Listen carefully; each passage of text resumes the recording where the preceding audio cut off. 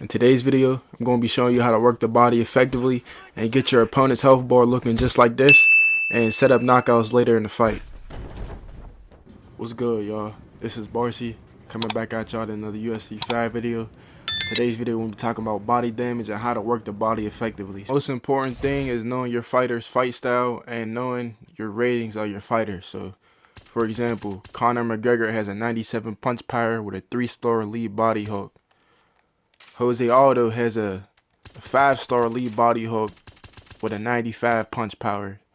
So the fact that Jose Aldo has a 95 punch power with a 5-star rating, he's going to do more damage than a 3-star. Now I'm going to give out an example of what I'm talking about. 103 from Conor, 108 from Jose. Alright, y'all, so another thing that's important when going to the body in this game is to understand timing and anticipation for your opponent when he's about to do. So Conor throws a lead body kick into a spinning back kick. As you can see in the top left corner that his stamina has went down some.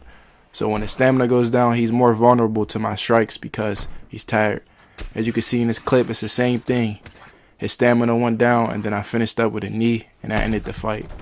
The next thing we'll be looking at is footwork. Now what I'm going to be showing you is the sidestep evasion. So how you do the sidestep, you want to hold your top left trigger if on PlayStation and Xbox. Now this helps you evade strikes such as the jabs, the straights, and uppercuts. You can't evade hooks with these, you'll run straight into them.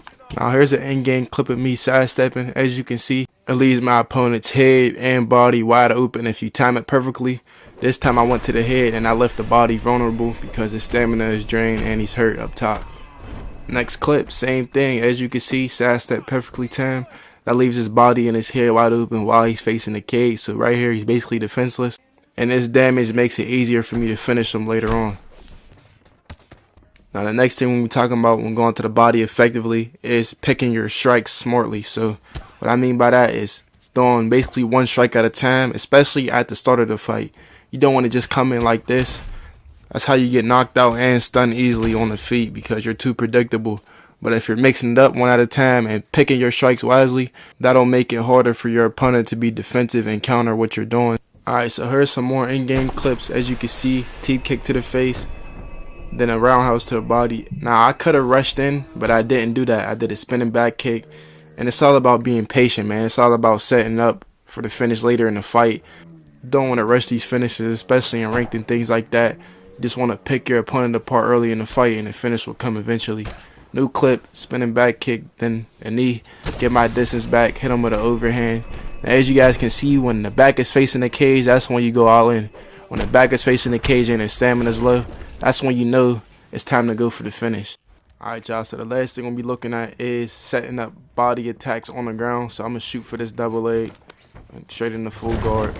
Now, what working in full guard does, it sets up submission attacks and it also just builds up strikes on the ground. So if I'm just doing this shit the whole round and he's trying to get up and I'm denying the transitions, it makes it easier for the judges to score the rounds for me. So if your fight goes to decision, you're going to win because you're stacking up these strikes the whole fight.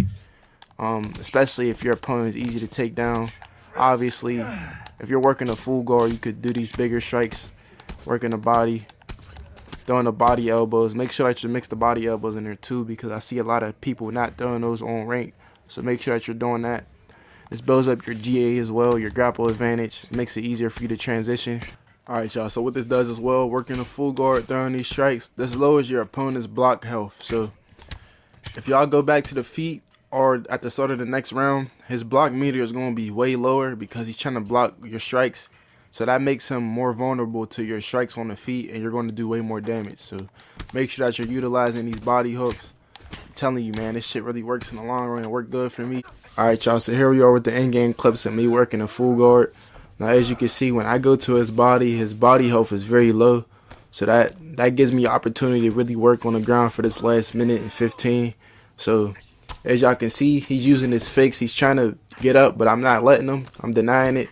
Now y'all can see the block meter going off in the top left. You also do want to be patient on the ground. You don't want to rush anything. That's how you get reversed.